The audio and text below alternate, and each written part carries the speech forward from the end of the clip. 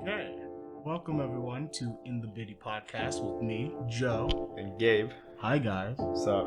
So we got a topic planned. Gabe, you have something for us? I do. Today I want to talk about mistakes.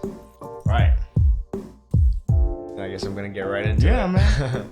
Alright, mistakes. When I think mistakes, I think of valuable lessons, right? Or maybe not lessons, but opportunities, areas of opportunities, right? People can make a mistake and not move on, and they can, refuse to move on from a certain mistake, for years on end, and not progress and not, be successful. Or there's people that learn from their mistakes, don't make the same ones, and are able to progress, by making relationships, by doing what they got to do. Right. And I've personally have made a shit ton of mistakes. When someone gives me a compliment, like the other day I was FaceTiming my brother, like he's like, "You're a smart guy, you're a wise guy," you know what I mean? When people say that shit to me, in my head, I'm instantly humbled by all of the damn mistakes I had to make, to get to this point. Because I've made so many goddamn mistakes, and up until recently, I lost someone that I cared a lot about because of my mistakes. But fortunately, I was able to learn, and I wish that on everyone that they're able to learn from their mistakes. Absolutely. From the smallest to the most major ones, no matter how cringy it is to remember that. Don't block it, you know what I mean? Learn from it, observe it, you know what I mean? Yeah. 100%. Yeah. 100%. Mistakes are what make us, I think. Just like people who've made more mistakes are wiser in life, And there are people out there who do make mistakes a lot, but like they don't learn from it just because they don't have that support system there to like keep them in check or whatever, and they end up like coddled and just privileged, I guess, and they just carry that with them for like their whole lives. And that's I don't think that's any way to live, because like you're in the same spot like as an old person as you are when you're like a little kid, and you're just not learning from anything, and that's not how life is about, Yeah, man, for sure, absolutely. And what you just described is what a lot of people go through, you know what I mean? A lot of adults out there are very immature and don't know how to handle things properly, you know what I mean? They let their ego get in the way, and their emotions and their negativities and the preconceptions get in the way, and they're like, "Oh no, I can't," you know what I mean? "I'm right, I'm out of here."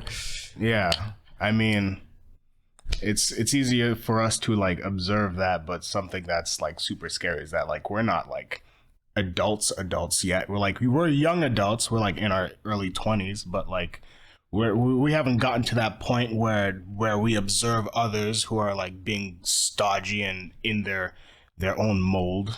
I observe people all the time. That's all I do is observe people. Yeah.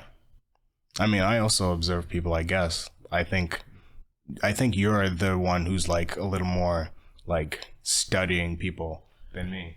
Yeah. But I'm also, very, try to always remind myself that, even though I can guess, or observe or assume someone has a problem they might want to fix, you know what I mean?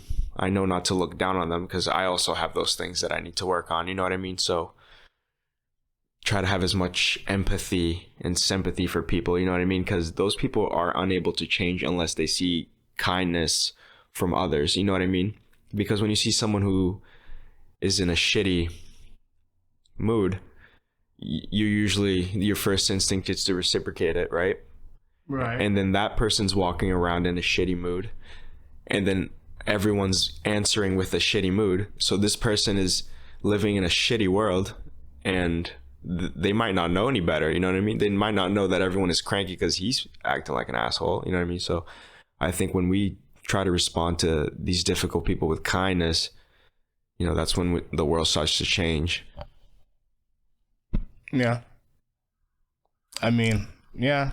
I don't really have anything to say to that. You're like holding this mic right there. I'm like, because you're whispering, man. My bad. That's all right. Yeah. Anything else about mistakes? Nope. No. Shit.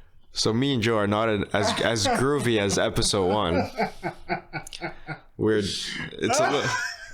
It's a little funky. All right. It might come out. It might be noticeable. It might not be. But right now, I'm just gonna be as transparent as possible with the people. I think that's good. We're funky right now. A little bit. And that's fine. We're all funky sometimes, right? Yeah. We're all funky sometimes. I kind of just assumed you had like questions for me or something.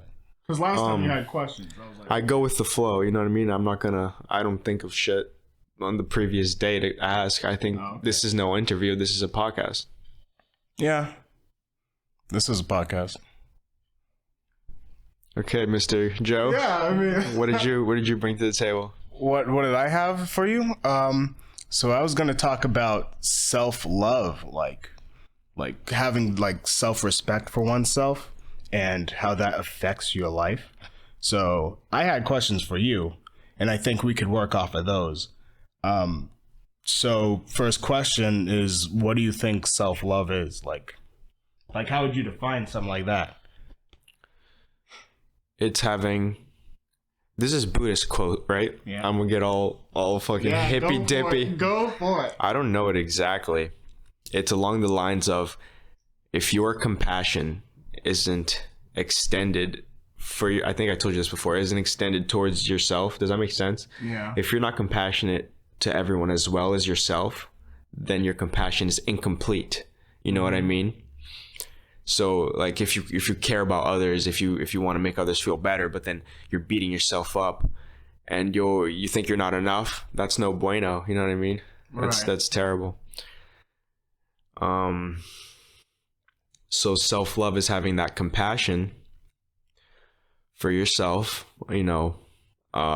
realizing that you're a person and that you make these mistakes like we discussed. And no matter how grave, you still have this life ahead of you to live. So take it easy on yourself, and you still have time and room to do good things and make good connections. Yeah, I definitely agree. I think self-love comes from loving others, because if you love others but like not yourself, then that leads to all sorts of problems, because then you're not equipped with other people like loving you, and you won't be able to trust that or believe that, and that's gonna definitely show like that lack of trust. Like if I say really like some other person and then they also reciprocated that, like I wouldn't believe that at all. Like, and that has me thinking, is like, do I love myself? Because I say I love myself all the time, but like, do I really? If like I don't trust people to get as close with me as I am to myself, if that makes sense. I don't know. I feel like I'm rambling, but no, I understand. So it's kind of, you're insecure and you don't believe that someone could like you as much as they say they do. I guess so. I felt this way before. Yeah. And you just have to realize that it's the negative self-talk, and that's no good, right? Like, it's like looking at a fruit versus a rotten fruit, right? A rotten. Look, this is an analogy. Okay, go ahead. You say go ahead, yet you interrupt me, Joe. Okay. Go ahead. I'm sorry, man. No, go ahead. This is an analogy. This is an analogy I'm putting out of my ass right now. Straight out of my ass. Okay, go ahead. All right. So a negative thought versus a positive thought, right? Think of it like a rotten fruit. So there's a rotten fruit and there's a good fruit. You look at the rotten fruit, you're like, I don't want that. Yeah. At the good fruit, you're like, okay, I'm gonna eat that. Yeah. With a negative thought, if you think about it like that, like, I hate myself, like, what good is that doing you? What are you possibly doing in that moment where this negative thought is relevant? You know what I mean? What are you brushing your teeth? You're like, oh, I hate myself. Like negative thought, you're like, oh, rotten fruit. Try to forget it. Try to drop it. You know what I mean? As best as you can. Was that a shitty analogy? No, I like that. So just drop the rotten fruits. Yeah. Yeah. Patent pending. Yeah, we'll make it like a mixtape or some shit.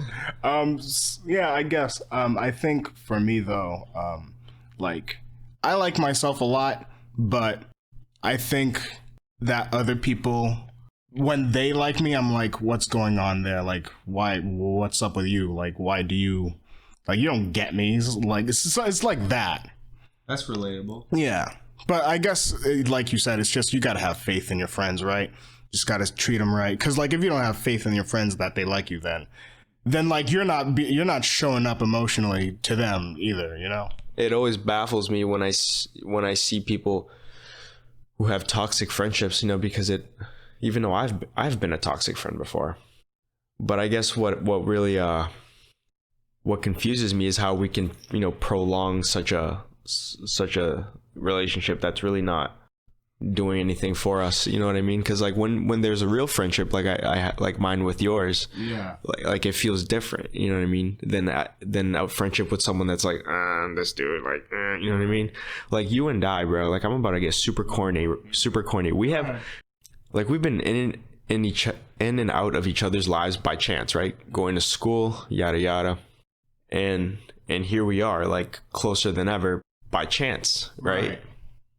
And so with that being said, I think you know, good friendships are very meaningful and very obvious to distinguish from a fake friendship. Yeah, man. Just so you said that you have been that like not great friend before. How do you recognize that? Like, obviously hindsight is 2020, right? But like how would you like describe a toxic friend? A toxic friend, right? So I was talking about negative thoughts, right? Yeah. I was taking all the rotten fruits, right? Yeah. And I was sharing them with my friends, you know what I mean? And I shouldn't have been. I should have given them good fruits, man. So yeah, but I was going through some shit. And I was formulating things in my head. You know, I was a little blind. I was a little insane, and I drove these people away. And I'm not being very specific. No, yeah, because this shit's real. Yeah. and the people listening know exactly who they are. Yeah. But yeah, you know, what the fuck was I saying? No, yeah. You were just talking about being like toxic. You were giving your friends the bad fruits and shit. And I understand that. I think a big problem with me is that just I'm scared to like get too close because I guess I don't believe in myself at all. Like, I don't believe that I could be like this person who is a benefit to like someone's life, right? You're a benefit to my life. Thanks, man. No, that means a lot, but like I feel like I'm just scared to be like getting up into someone's life and like being there. Like a relationship? Well, like any kind of relationship, like friendship, whatever. It's like, yeah, you can be like that kind of, I don't know how to describe it. You know, back in school when you have like a desk friend, like you're in class and you're like buddy, but like outside of class it's like nothing. Yeah, you know that. It's like that for me with most people. Oh. Yeah. Well, Joe, maybe you're a little afraid to get into relationships, but like we talked about mistakes and shit, you know what I mean? You need to live it, to win it, to know it, you know what I mean? You got to get in there, make these mistakes. And you got someone right here who's already made major mistakes. Yeah. And if you need pointers, I got you. You know? Well, thank you, man. I appreciate it a lot. And yeah, I think that's something I'm definitely conscious of. That's something I know that I need to do. I need to just, I don't know, try to get closer to people because I'm very guarded. I think about that a lot. That's like one flaw that I know I have. Like, I'm super guarded and I don't like getting close to people at all. And I think that affects how I interact with others. And you're looking at me like, yeah, he knows. Looking at you like you're a cute motherfucker opening up right now. Yeah, I guess so. Yeah. But yeah, that's just something I need to work on. And I think if I have a winning attitude, then I'm sure I can do something like that. Yeah. Nah, dude, you got charisma and you're definitely a sensitive guy. But you gotta let the world see that shit. What do you mean, let the world see that shit? My charisma? Hell yeah. Yeah? Shit, thanks, man. Oh man. What were we talking about? We were talking about self-love. I think I was gonna ask you another question. Do you think it's like super noticeable when someone doesn't love themselves at all? Hell yeah. But yeah, I think so. Yeah, so like what do you think are like the markers of that? Someone who doesn't love themselves. So we already defined what loving yourself is, right? Being compassionate towards yourself. Yeah. So someone who doesn't love themselves, I would say, doesn't treat others well. You know what I mean? Tries to sabotage other people. Yeah. You know, talks behind people's back. I mean, we've all been guilty of that, but you know, some people are. That's more prominent in others than, you know. But yeah, just trying to sabotage others and being a negative Nelly says a lot about a person. Yeah. A neggy Nancy. Yeah, I think it's kind of obvious. I mean, more obvious in some cases than others, because some people, like, they really don't like have a great esteem of themselves, and like you just won't know it because they are that super charismatic person, but like when they're alone, they're just like they're just in their own stew, you know, in a way. And like with some people it's like super obvious, they're like toxic positivity. Yeah, well, I don't know about that's another thing, right? Toxic positivity. But there are people who are just like the worst to be around, you know. You know what I'm saying? Definitely. And like you're like, okay, what's their life like that they're interacting, like what's their history that they're interacting with others in this sort of way? How are they trained? Yeah, like they believe that their behavior is okay in some way. That's why they're doing that. Absolutely. So it's like, what's going on, man? Absolutely. And you just want to give them a hug, and it's they won't let you do that, you know? Absolutely, Joe. Yeah. This is real talk. Yeah, but you were talking about toxic positivity, and I think that's another thing. That's like, I don't know, when you're deluding yourself into thinking everything's okay, and then you're not even privy to all the stuff you're doing and all the behavior, all the toxic behavior you're engaging in. And that's just another thing. And then it does have real effects, but you just don't see them, you know? Yeah, definitely. You know, those people that, you know, just got to put on a smile, or like extremely high pitched voice all the time. Like, you know what I mean? Yeah, I don't know. I think toxic positivity is another one of those things that's easy to pinpoint, you know? Yeah. I think it's one of those things that with practice, you know, just like you see fake friends, you see fake happiness, you know, with practice, you can see those things like that, in my opinion. Yeah. Like when someone's putting on a face just to get through the day, you know? Straight fronting. Yeah, straight fronting, you know? I mean, I can deal with that when someone's doing that to me. I'm like, okay, they're not showing you their true colors, but like that's fine, because like they don't need to do that around me. Like, who the fuck am I? Like, they don't need, like, I'm not gonna like beg for it. I don't deserve it or whatever. But like, I think working like past that shell with a person can be very rewarding, and like gaining someone's trust. Absolutely. Yeah. And like getting them in a moment where they can like be real for a moment. Definitely. Absolutely. Yeah. That's it. That's the cure to, that's heaven on earth, dude. I'm dead serious. That's what I believe anyway. You know what I mean? Like, people have goals and dreams and shit, and that's my goal and dream, is to try to make the world as, you know, in my little corner, try to make it as best as I can until I die. You know what I mean? You know what I mean? Because I think that's what we're all destined to do. I was watching this crazy video earlier. I don't know who the hell was saying this, but it was some dude was saying some shit, and I was like, damn. He was like, happiness is your responsibility. And I was like, damn, that's crazy, because I treat it as my responsibility. And he was like, that's the only way that the world will get better. And I was like, damn, that is like, that makes so much sense in my fucking head. You know what I mean? Because I make happiness my responsibility. I make sure to have compassion for others, for myself. You know what I mean? And in turn, I have these great encounters with people, and people laugh, people smile, you know what I mean? Like, oh, okay, this person, you know what I mean? Oh, okay, like nice.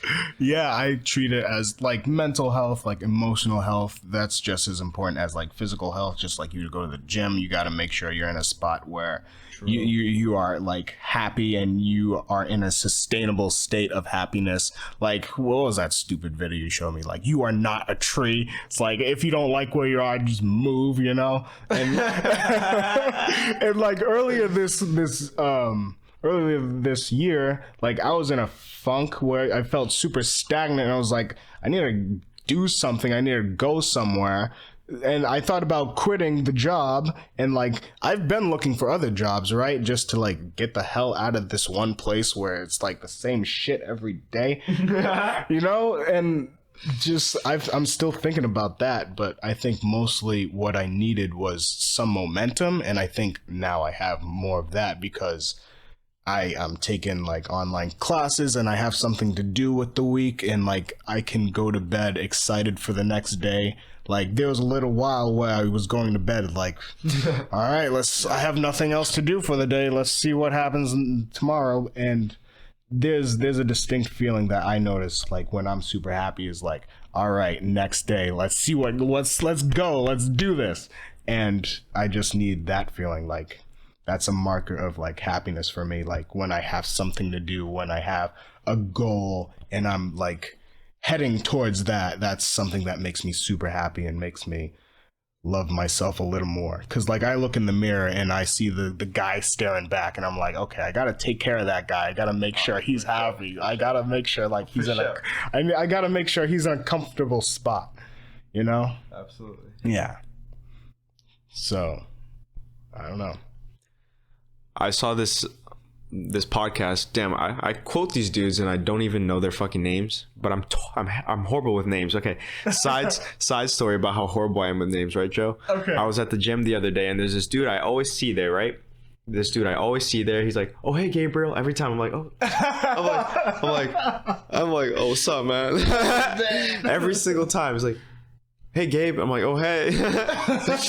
So I'm like, yesterday, dude, I'm finally, I shook his hand. I'm like, listen, dude, I can't do this any longer. I was like, I forgot your name. And he was like, it's Lou, no worries, blah blah blah. And then he told me a story about his neighbor who for great amount of years now ongoing has been calling him Luke. So I'm like, oh, that makes me feel better. Oh my god.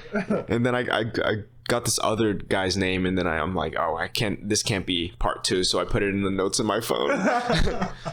That's great. All right. So I was gonna talk about this dude, his neuroscientist, some shit like that, one of those dudes that study the brain. And he posed an important. Oh, it's a handsome dude.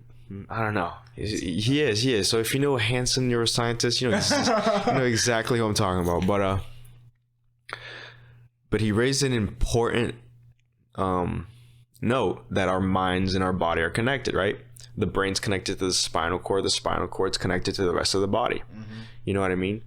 So it's very important to take care of the body as well through proper nutrition. You know what I mean? Exercising releases endorphins. You know what I mean? Keeps you happy. Like you gotta use the body as well as the brain. You know what I mean? We're just these things, and we just gotta.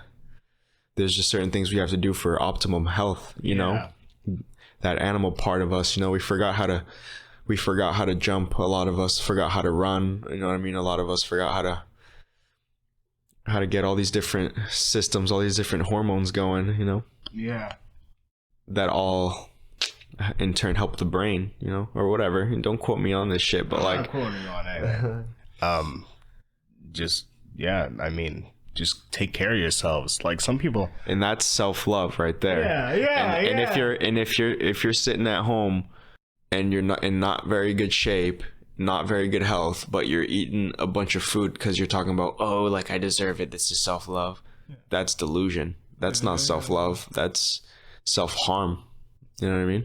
Yeah, man. That's not being carefree. That's being careless. Oof. Yeah, man. So, and also like an argument for taking care of yourself, it feels good. Absolutely. And it feels good in a very different way than Cheetos taste good. You know? Yeah, man. It feels like I don't know. It's something about it is like, oh, this is nice. Spiritual. Yeah, okay.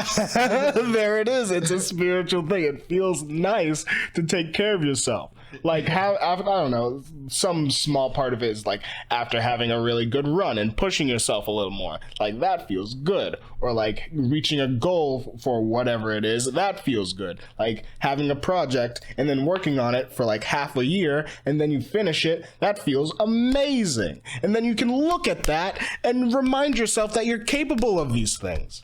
And that just helps you admire yourself a little bit more, because some people really don't think highly of themselves, and I think that's a problem. Yeah, Absolutely. Like you just said, your confidence sometimes is not the best. absolutely not. But it's also nice to have someone to remind us, right? So when you open your heart, when you open your soul to people, you get that shoulder, you know what I mean? Like, you got my shoulder, bro. If one day you're like, dude, I just can't get out of this funk, I'll be like, no, bro, like, you're super cool, dude. Like, the world needs you, you know what I mean? Yeah, yeah. Because I think we're all linked, you know what I mean? And sometimes when alone, like, you know, a human's life expectancy is far lower if they have lived a solitary life or something like that. So with that being said, I think we are all deeply interconnected, like, you know, like a system almost, and we need each other, and we need to vibe, we need to communicate, we need to flow together, we need to get things done together, we need to improve together, we create things together, you know what I mean? We do everything together, you know? Yeah, man. So what the hell? I don't know. I mean, yeah, we just need to work together, and that there's a lot of things obstructing that. A lot of, like, you could argue superficial things like, I don't know, race, class, gender, sexuality, all these markers, and people get attached to these things because they think that's, and obviously it is. Think about it as a cell not recognizing another cell and sort of attacking it, or not recognizing an organ, like a white person doesn't like a black person, even though one could be smarter than the other, or vice versa. One could be, you know what I mean? Like, you know what that's called, Gabe? Racism? No, no, I mean on the other side of analogy, cells attacking each other. That's called cancer, bro. That's what that is, right? Yeah, man. And obviously, like, things like that, like identity, it's important for people to be attached to identity in some capacity, but when it becomes a thing that fuels like hatred and all that yeah, once it like starts to, like, I don't know, people draw these lines. Once your ego becomes way too, like, it overcomes you, like you become your ego. Yeah, pretty much. It happens to a lot of celebrities, I think. You know what I mean? A lot of them are out of it. I see that a lot on Twitter, too. There's a lot of racism on Twitter. And it's not like... It's on both sides, honestly. Like, there's, like, white people fucking doing dirty by black people. Absolutely. And then black people fucking doing dirty by white people. I can't stress this enough, how much it must be difficult to be white or a white girl in today's society. Oh, white girls do this. White girls drink. That's a white girl song. Like, poor white girls, dude. You know what I'm saying? Like, do you think the way to revert history is just to do it the other way around? No, like, we can't. It's like, your mistake doesn't. It's like in a relationship, right? I think humans. I told you I think humans are part of a process, right? Yeah. And the same processes that happen in small scale happen in large scale, right? So hopefully I didn't lose my train of thought too much here. In a relationship between two people, one person makes a mistake and the other person makes a mistake, right? And then the person who made the mistake the second time can be like, well, you made the mistake, so I can make the mistake, right? Yeah. And that's horrible. Yeah. We can establish that's horrible. That's a feedback loop. We don't like those. Now let me finish, and then before I forget. So that same problem in the small scale relationship, we can bring it to large scale society. Oh, well, black people were enslaved by white people.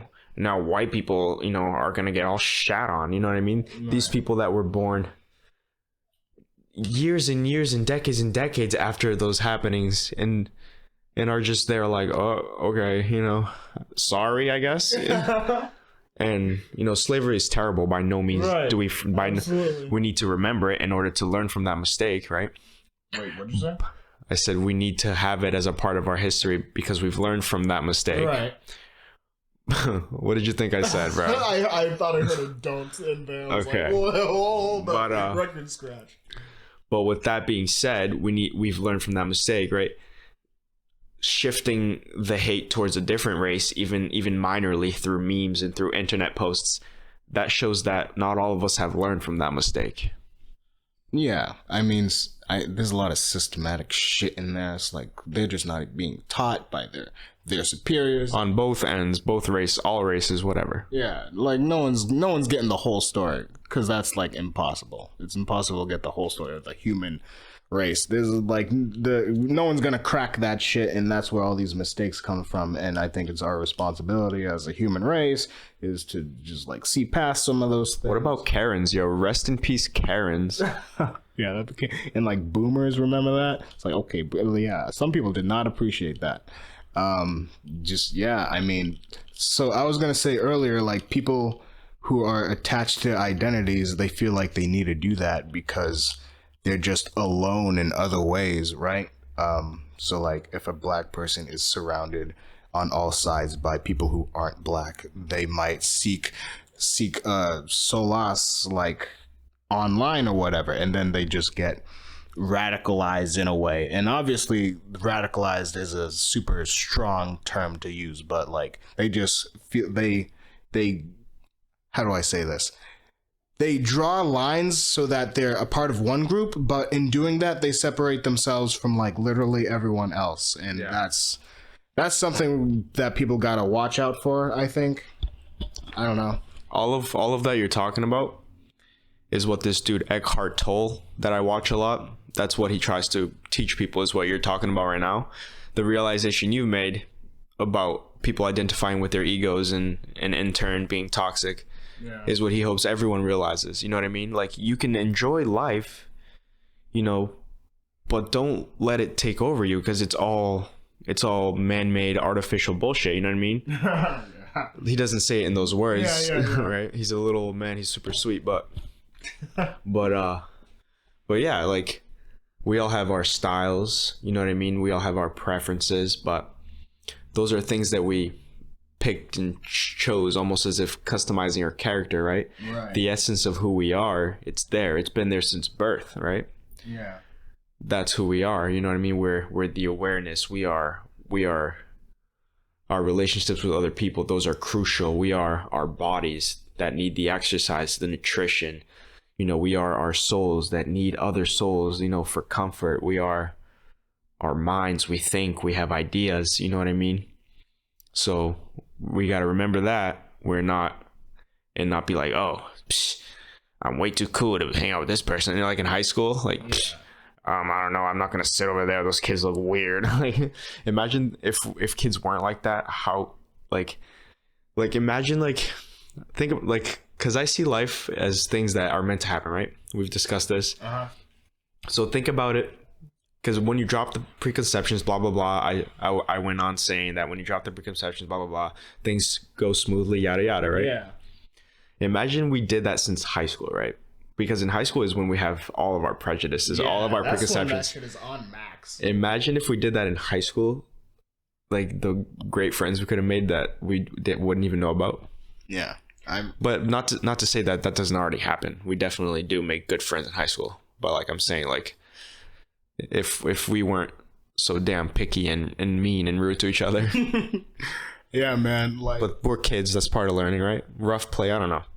Yeah. So in my time working in a classroom setting, I was working with like 4 or 5-year-olds, and they all got along like they were all bros, and it was like super nice. I was like, damn, why isn't everyone like this? Yeah. And it's like they're just like super innocent. They haven't had their fucking fair share of trauma yet. You know, like they won't, dude. Who knows? I feel like hopefully they won't. I feel like everyone does though. No, everyone has a little bit of something. Yeah. I mean. Maybe but I'm just thinking like hopefully we get to a point where not all kids have to go through physical or verbal abuse, you know, be given all the rotten fruit we were talking about earlier, all the parents' rotten fruit. Yeah, I mean, hopefully that'd be nice, right? Yeah, that'd be really nice if people were just nice to their kids, and then their kids were nice to other people, and then other people were nice to other people, and it's just a chain reaction. And then I don't know. Then what? Who knows? It's just life is better. Who knows? I don't know. All right, man. So, what else you want to talk about, dude? We're longer than we are last time. Right. I don't think we could possibly go any further without it becoming just rambling. I don't think we're quite good enough at this, unless you got. No. Okay. So you mentioned something before about you being shit with names. I had a story about that. There was this one time, like in university, you meet so many people, like that just happens. Yeah. Like there was this one time that, so I had this this housemate. She was like some Asian girl, and she was like super nice, super cool.